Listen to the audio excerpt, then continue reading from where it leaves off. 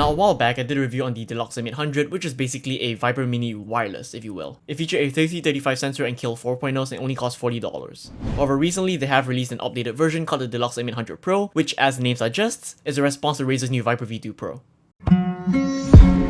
Now the M800 Pro is wireless and weighs about 70 grams. Unlike its predecessor, it uses Kill 8.0 switches and a PAW3370 sensor. Now these are top tier specs that you would normally only find on higher end mice that cost $100 or more. This however costs as low as 42 SGD, which is only 30 USD. Now they have definitely been trying to improve the mouse, especially on aspects like the tactility of the scroll wheel and the quality of the skates. Now they still aren't amazing, but I feel like the skates are much better than the original Delux M800. The sensor, as I mentioned before, has been updated and feels a lot more accurate, reactive and smooth. Now once again, comparing it to the Viper Mini and other clones, it is noticeably wider and longer like my cock, and the build quality is passable at the very least. Now it doesn't really feel premium and there is quite a bit of wobble and rattle on the buttons, and it also uses a rubberized coating which feels really scratchy and cheap. But when you think about the price for the specs you're getting, it is hard to complain about the corners they've evidently had to cut. Now for all of you Minecraft players, there is a CPS cap and so it can't drag click. It's not completely awful with jitter clicking, so it wouldn't be my first recommendation.